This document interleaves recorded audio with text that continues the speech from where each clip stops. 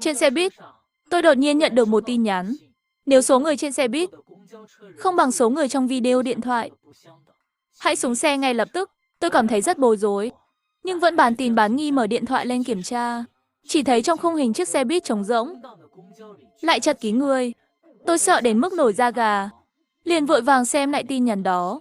Nhưng người gửi tin nhắn lại hoàn toàn trống, thậm chí không có số điện thoại. Tôi mở camera lần nữa, màn hình vẫn hiện ra đầy những người lạ, và họ đồng loạt quay sang nhìn tôi. Tôi hoảng hốt úp điện thoại lại, trong lòng mắng thầm kẻ nào đang đùa ác này. Nếu biết ai gửi tin nhắn này, nhất định tôi sẽ đánh cho hắn thành đầu heo. Sau đó tôi mở WeChat, liên tục gửi nhiều tin nhắn vào nhóm lớp để chất vấn. Nhưng tất cả các tin nhắn đều có dấu chấm than. Lúc này tôi mới phát hiện điện thoại không có sóng. Ngay lập tức tôi cảm thấy sởn gai ốc. Gần đây tôi thường đi chuyến xe 235 để về nhà, nhưng chưa bao giờ gặp tình trạng mất sóng như thế này. Không biết có phải do tâm lý không? Tôi bắt đầu cảm thấy bầu không khí trong xe lạnh lẽo kỳ lạ. Càng nghĩ càng thấy không yên tâm. Thôi thì cứ chuẩn bị xuống xe trước đã. Đang nghĩ vậy, tôi nhìn quanh. Một cô bé học sinh cấp 3 ngồi phía sau tôi, đang chăm chú học từ vựng. Bên kia ghế ưu tiên có một anh chàng sành điệu, đang cầu nhàu về mạng kém. Rõ ràng đây đều là người sống mà. Tôi không khỏi bật cười vì suy nghĩ viển vông của mình. Lúc này xe dừng lại. Một luồng gió hôi thối bất ngờ thổi tới. Chỉ thấy bên ngoài cửa xe, một người phụ nữ mặc váy đỏ, da thịt mục nát, đang vẫy tay gọi tôi, xuống đây. Tôi hoảng sợ hét lên và lùi lại. Người phụ nữ kia vẫn nhìn chằm chằm vào tôi, gần như sắp chui vào trong xe. Xuống đây, nhanh xuống. Tôi sợ hãi hét to, có ma. Bên ngoài có ma. May mắn thay, cửa xe kịp đóng lại. Hình bóng đáng sợ của người phụ nữ cũng biến mất. Vì tiếng hét của tôi quá lớn, những người khác không hiểu chuyện gì xảy ra. Anh chàng cơ bắp tỏ vẻ khó chịu. Cậu làm cái quái gì vậy? Hét loạn lên như thế. Người tim yếu chắc bị cậu dọa phát bệnh mất. Người đàn ông bụng bia bên cạnh thì đầy vẻ khinh miệt, cười lạnh nhìn tôi. Cô bé học sinh cấp 3 cũng bị dọa ngây người, sợ hãi co rúm lại trên ghế. Còn tôi thì chìm đắm trong nỗi sợ hãi. Bên ngoài xe có ma, bên trong xe cũng có ma. Giờ tôi phải làm sao đây? Đang nghĩ thì đột nhiên có một bàn tay đặt lên vai tôi. Là anh chàng sành điệu ngồi ghế ưu tiên. Anh ta cũng bị dọa không nhẹ. Anh bạn, xem cái này. Tôi vừa tìm thấy nó trong khe ghế. Anh ta đưa tôi một mẩu giấy. Trên đó viết, đừng xuống xe. Tuyệt đối đừng xuống xe. Lại một lần nữa tôi bị sốc. Mẩu giấy này là ai để lại? Và tại sao tin nhắn bảo tôi xuống xe, còn mẩu giấy này lại nói đừng xuống? Lúc này trên xe có tổng cộng 7 người. Tôi trực tiếp nói với mọi người, chiếc xe này không sạch sẽ đâu. Các người dùng camera điện thoại sẽ thấy sự thật.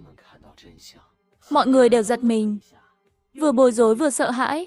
Người đàn ông bụng bia mở miệng chế giễu tôi. Quay video chồn nhào mà cũng đầu tư ghê. Thiết bị chuyên nghiệp, diễn viên cũng thuê đủ. Một video kiếm được bao nhiêu tiền vậy? Nhưng anh chàng sành điệu đã cầm điện thoại lên. Thật sự có ma. Bà cụ ngồi đầu xe cũng chắp tay cầu nguyện, Phật tổ phù hộ. Nếu có ma, đừng tìm tôi. Anh chàng cờ bắp cũng khuyên người đàn ông bụng bia, anh bạn, thử dùng điện thoại xem sao. Có gì hay đâu, người đàn ông bụng bia đáp. Công nghệ bây giờ phát triển thế, ai biết họ dùng thứ gì chứ? Nói xong, anh ta nhìn tôi đã quan sát cậu lâu rồi. Cầm điện thoại quay lung tung, rồi chạy ra sau xe giả thần giả quỷ với đồng bọn. Điều đáng giận hơn là tín hiệu điện thoại của chúng tôi đều bị chặn. Chỉ để quay video mà cũng đầu tư ghê thật. Nghe anh ta nói vậy, những hành khách vốn sợ hãi bắt đầu nghi ngờ nhìn tôi. Cậu nhóc, cậu không phải đang trôn chúng tôi đấy chứ? Anh chàng cơ bắp cũng chợt hiểu ra, hai người là một nhóm đúng không? Hành động này thật quá sức tưởng tượng. Xã hội chính là bị mấy người như các cậu làm hỏng. Tôi không biết giải thích thế nào. Đúng lúc đó xe lại đến trạm. Lần này người phụ nữ váy đỏ vẫn đứng ngoài, nhưng phía sau cô ta có thêm hàng chục người da thịt mục nát. Họ đồng thanh hét lên, xuống đây. Nhanh xuống. Cảnh tượng kinh dị này khiến cả xe lập tức im lặng. Nhưng người đàn ông bụng bia vẫn không lay chuyển. Đầu tư lớn thật đấy. Thấy nhiều diễn viên thế. Mọi người đừng để cô gái này chạy mất. Tôi sẽ bắt hai đứa lên đây. Lát nữa chúng ta cùng đưa đi đồn cảnh sát. Nói xong, anh ta chuẩn bị bước xuống xe. Nhưng vừa đặt chân ra khỏi cửa, một giọng nói vang lên. Đây là quỷ ngục. Không được xuống xe. Vừa dứt lời, một bàn tay bất ngờ túm lấy chân người đàn ông bụng bia. Trong bóng tối, có thứ gì đó kéo anh ta xuống. Sau đó từ trong bóng tối vang lên tiếng nhai nuốt. Chuyện xảy ra quá nhanh. Phần lớn mọi người còn chưa kịp phản ứng. Đột nhiên đèn trong xe cũng tắt ngúm. Khi trời sáng, tất cả hoảng sợ nhìn ra ngoài cửa sổ. Chỉ thấy trên cửa kính dán đầy những khuôn mặt thối rữa. Họ thèm khát nhìn vào những người trong xe. Trong xe cũng vang lên những tiếng hét thất thanh. Mọi người bắt đầu rối loạn. May mắn thay, xe kịp thời khởi động. Những con ma không đuổi kịp. Bà cụ bắt đầu khóc lóc cầu nguyện. Cha mẹ ơi! Các người nhất định phải phù hộ cho con. Anh chàng sành điệu cũng cầu xin trời đất và tổ tiên phù hộ, cầu mong thoát khỏi đây. Lúc này, một người phụ nữ hoàng tộc đứng dậy. Các vị định cứ la hét mãi như vậy sao? Thấy đám đông vẫn hỗn loạn. Cô ấy hỏi tiếp, các vị không muốn biết quy tắc xuống xe sao? Lời này vừa dứt, đám đông lập tức im lặng. Cô gái, cô biết cách xuống xe đúng không? Nói nhanh, anh chàng sành điệu cũng kích động. Cô chắc chắn là bậc thầy huyền học, ẩn sĩ cao thủ trong dân gian. Đúng không? Người phụ nữ hoàng tộc lắc đầu. Tôi không phải bậc thầy huyền học, nhưng dùng phương pháp suy luận, chúng ta cũng có thể thoát ra. Chúng tôi cũng chú ý thấy cô ấy cầm một cuốn tạp chí viết Thế giới đang biến đổi. Sự kết hợp giữa tinh thần sụp đổ của loài người tạo thành những vùng quỷ vực đáng sợ. Tỷ lệ sống sót dưới tháng 1 năm 1000. Tỷ lệ sống sót dưới tháng 1 năm 1000. Tôi không kiềm được hỏi, vậy phương pháp suy luận để xuống xe là gì? Người phụ nữ hoàng tộc trả lời đơn giản. Đến trạm thì xuống. Anh chàng cơ bắp nổi giận. Đến trạm thì xuống. Cô coi chúng tôi là kẻ ngốc à? Tên vừa rồi vừa xuống đã biến mất. Người phụ nữ hoàng tộc đáp. Đúng, đến trạm thì xuống, nhưng chưa tới lúc. Vậy khi nào mới tới lúc? Đến trạm. Đến trạm nào? Trạm mà bạn báo với tài xế. Tôi rất bối rối. Tại sao? Cô ấy bắt đầu giải thích. Lỗi của việc thoát khỏi vùng quỷ vực là tìm ra quy tắc. Quy tắc này được hình thành bởi sự sụp đổ của tinh thần con người. Hay nói cách khác, nó là ám ảnh cuối đời của tinh thần mẫu thể. Đến đây, người phụ nữ dừng lại một chút.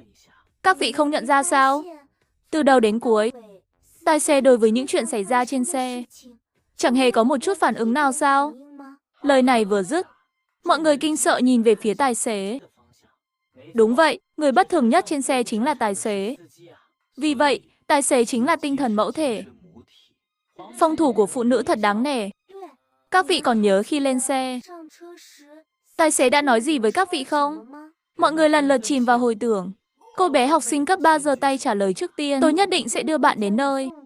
Anh chàng sành điệu cũng gật đầu. Tài xế đã nói câu này. Bà cụ và anh chàng cơ bắp không nhớ rõ. Tôi đột nhiên nhận ra.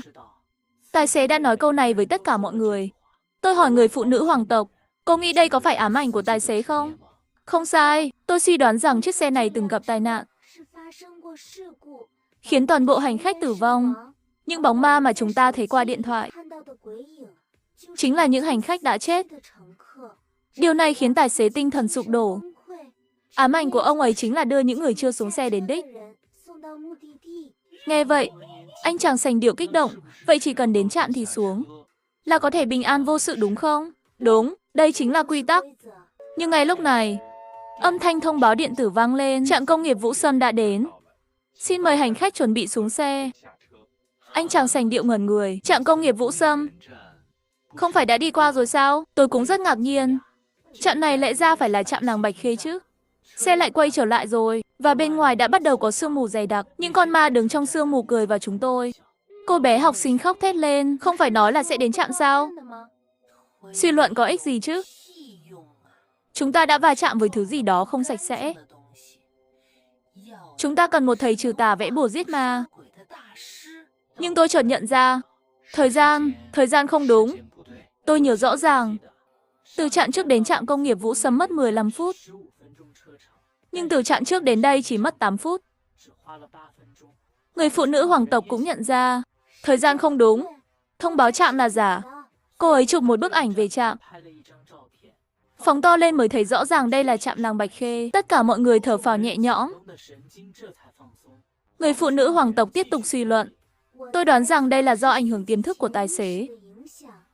Ám ảnh của ông ấy là đưa những hành khách chưa xuống xe đến trạm.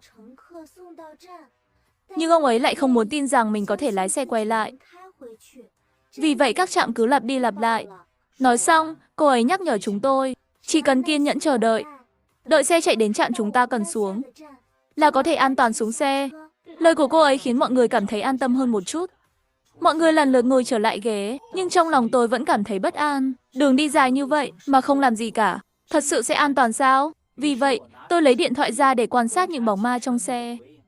Nhưng dù đã nhìn rất lâu, vẫn không tìm được manh mối nào. Ngay khi tôi chuẩn bị từ bỏ, lại nhận được một tin nhắn nữa. Chỉ thấy trên đó viết, mau xuống xe. Đừng tin những gì người trên xe nói. Trên chiếc xe này chỉ có 2 người còn sống.